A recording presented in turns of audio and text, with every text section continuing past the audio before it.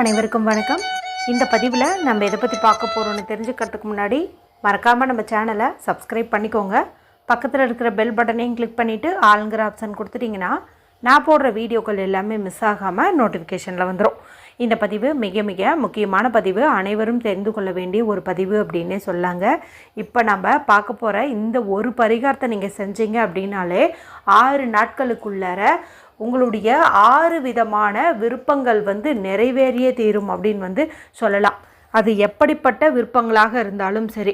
ஆனால் நீங்கள் கொஞ்சம் பெரிய வேலையாக கேட்டிருந்தீங்க அப்படிங்கும்போது அது கொஞ்சம் நடக்கிறதுக்கு தாமதமாகும். ஆனால் கண்டிப்பாக நடந்துடும். கொஞ்சம் சின்ன சின்ன விஷயங்கள் கேட்டிருந்தீங்க அப்படிங்கும்போது கண்டிப்பாக நடக்கும். ஒரு உதாரணத்துக்கு இப்போ உங்களுக்கு பணம் சேரணும், சொந்த வீடு அமையணும், திருமணம் கைகூடணும், குழந்தை பாக்கியம் கிடைக்கணும் அப்படின்னு வேண்டிக்கிறீங்கன்னு வச்சுக்கோங்களேன். இதில் பணம் ஒரு 5 லட்சம் கேட்டிருக்கீங்க அப்படிங்கும்போது அது 6 நாட்களுக்குள்ளே உங்களுக்கு கிடைப்பதற்கு வாய்ப்புகள் அதிகம். இதே சொந்த வீடு அப்படிங்கும்போது இப்போ சொந்த வீடு கட்டுறதுக்கான வேலையில் நீங்கள் இருக்கீங்க, அதுக்கு ஏதாவது ஒரு தடைகள் இருக்குங்கும்போது அந்த தடைகள் நீங்கள் இந்த வேலை மலமலன்னு ஆகும். அதே போல் லோன் அப்ளை பண்ணியிருக்கிறீங்கன்னா அது சேங்ஷன் ஆகும். மற்றபடி என்கிட்ட காசே இல்லை ஆனால் வீடு வேணும் அப்படிங்கும்போது அதுக்கான ஏற்பாடுகளை வேணால் இது செய்ய ஆரம்பிக்கும். ஆனால் இந்த வீடு கட்டுற ப்ராசஸ் அப்படிங்கிறது உங்களுக்கு ஒரு அடுத்த ஒரு தை கிருத்திகைக்குள்ளே நடந்துரும் அப்படின்னு எடுத்துக்கலாம். சரிங்களா? ஆனால் கண்டிப்பாக இந்த நாளில் நீங்கள் என்ன கேட்டாலும் அது கிடைச்சே தீரும். சரி, இன்றைக்கி நமக்கு ஜனவரி மாதத்தின் 27ஆம் தேதி, தை மாதத்தின் 13ஆம் தேதி நிறைஞ்ச செவ்வாய்க்கிழமை, அதுவும் தை செவ்வாய்க்கிழமை. செவ்வாய்க்கிழமை அப்படின்னாவே முருகப்பெருமான் வழிபாட்டுக்கும் அவங்களை அதிபதியாக கொண்ட செவ்வாய் பகவான் வழிபாட்டுக்கும் ஏற்ற ஒரு நாள் அப்படின்னு சொல்லலாம். இந்த தை செவ்வாயிலேயே நமக்கு தை கிருத்திகையும் அமைஞ்சிருக்குது. வருஷத்தில் 2 முறை வரக்கூடிய கிருத்திகை ரொம்ப விசேஷம் வாய்ந்ததுன்னு சொல்லுவாங்க. அது ஆடி கிருத்திகை ஒன்று, தை கிருத்திகை ஒன்று. ரெண்டுமே ரொம்ப சிறப்பு. நீங்கள் மற்ற கிருத்திகை வழிபாடு செய்யலினா கூட இந்த 2 வழிபாடு செஞ்சிங்கனாவே அற்புதமான பலன்கள் உங்களுக்கு கிடைக்கும். அதுவும் முருகப்பெருமான் வழிபாட்டுக்குரிய செவ்வாய்க்கிழமை நாளில் இந்த கிருத்திகை வர்றது ரொம்ப ரொம்ப சிறப்புன்னு சொல்லலாம். அடுத்து இன்றைக்கி என்ன சிறப்பு அப்படின்னு பார்த்தீங்கன்னா, இப்போ நீங்கள் முருகப்பெருமானுக்காக இந்த தைப்பூசத்தை முன்னிட்டு ஒரு 6 நாட்கள் விரதம் இருக்கிறீங்கன்னு வச்சுக்கலாமே. அந்த 6 நாள் விரதம் அப்படிங்கிறத நீங்கள் இந்த நாளில் தொடங்கிறது அற்புதமான பலனை கொடுக்கும். இந்த நாளில் தொடங்கி அப்படியே தைப்பூசம் மாலை நேரம் வரைக்கும் நீங்கள் அப்படியே கண்டினியூ பண்ணி விரதம் இருக்கலாம். அடுத்த சிறப்பு, இன்றைக்கி 999 அப்படிங்கிற அற்புதமான எண் சேர்க்கை அமைஞ்சிருக்குது. இந்த சேர்க்கை இருக்கக்கூடிய நாளில் நம்ம என்ன கோரிக்கை முன் வச்சாலும் கண்டிப்பாக நடக்கும். ஏற்கனவே தை கிருத்திகை செவ்வாய்க்கிழமை இதுவே நமக்கு பலனை கொடுத்துரும். கூடவே இந்த 999 சேர்க்கை இருக்கிறதுனால 100% பலன் நிச்சயம் அப்படின்னே சொல்லலாம். அதனால தான் நான் வீடியோவோட ஸ்டார்டிங்லேயே சொன்னேன், நீங்கள் என்ன கேட்டாலும் அது கண்டிப்பாக கிடச்சிரும் அப்படின்ட்டு. சரி, அந்த சேர்க்கை எப்படி வருதுன்னு பார்த்தலாம். இன்றைக்கி செவ்வாய்க்கிழமை, அதனால் செவ்வாய் பகவானுக்கு எண் 9 அப்படிங்கிறது ஆட்டோமேட்டிக்காக ஆக்டிவேட் ஆயிரும். அடுத்து பார்த்திங்கன்னா நவமி திதி இருக்குது. இந்த நவமி திதி அப்படிங்கிறது அமாவாசை மற்றும் பௌர்ணமி முடிந்து வரக்கூடிய 9வது திதி. அடுத்து பார்த்திங்கன்னா இன்றைக்கி தேதி 27. இதனுடைய கூட்டுத்தொகை 2 + 7ங்கும்போது நமக்கு 9 கிடைக்குது. ஏற்கனவே இந்த சக்தி வாய்ந்த நாளில் செய்யக்கூடிய 4 விதமான பரிகாரங்கள் குறித்து வீடியோ போட்டிருக்கிறேன். ஒன்று பார்த்திங்கன்னா, இந்த நாளில் தொடங்கி தைப்பூசம் வரைக்கும் ஒரு குறிப்பிட்ட பொருளை தலகாணிக்கடியில் வச்சுட்டு தூங்குங்க அப்படின்னு சொல்லியிருந்தேன். அதாவது இன்றைக்கி நைட்லேருந்து நீங்கள் தொடங்குனீங்கன்னாவே ஓகே தான். அதே போல் இந்த நாளில் இருந்து தைப்பூசம் வரைக்கும் வீட்டில் ஒரு விசேஷ தீபம் ஏற்றுங்க. கூடவே ஒரு மந்திரம் சொல்லுங்கள். நீங்கள் விரதம் இருக்கலினாலும் கூட இந்த 2ஐயும் பண்ணினீங்கனாலே உங்களுக்கு முழு பலன் கிடைக்கும்னு சொல்லியிருப்பேன்.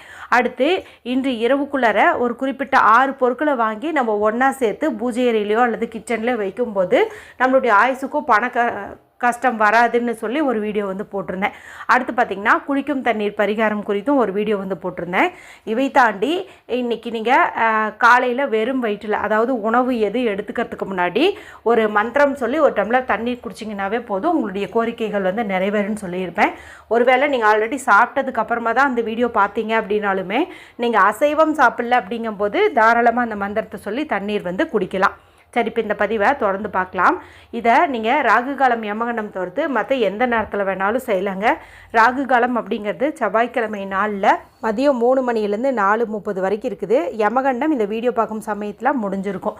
சரி, இப்போ நீங்கள் இரவுக்குள்ளே எப்போ வேணால் இது செய்யுங்க. ஒரு அன்ரூல்டு ஒயிட் ஷீட் எடுத்துக்கோங்க. கோடு இல்லாத மாதிரி பார்த்து எடுத்துக்கோங்க. கொஞ்சம் குங்குமம் வந்து எடுத்துக்கோங்க. நல்ல சிவப்பு நிறத்தில் இருக்கிற மாதிரி கொஞ்சம் குங்குமம் வந்து எடுத்துக்கோங்க. அடுத்து கொஞ்சம் ஜவ்வாது வந்து எடுத்துக்கோங்க. இது வந்து நல்ல ஒரு பணவசிய பொருள், அதே போல் காரிய சித்தி தரும். அதுக்காக தான் இது வந்து சொல்கிறேன், சரிங்களா? இப்போ குங்குமம், ஜவ்வாது இது ரெண்டையும் எடுத்தாச்சு இல்லையா? வீட்டில் ரோஸ் வாட்டர் இருந்துச்சுன்னா அது கொஞ்சம் மிக்ஸ் பண்ணிக்கோங்க. இல்லைன்னா தண்ணீர் இருந்துச்சு அப்படின்னா தண்ணீர் கூட நீங்கள் மிக்ஸ் பண்ணிக்கோங்க. இப்போ அது நல்ல பேஸ்ட்டு மாதிரி வந்து ரெடி பண்ணிக்கோங்க.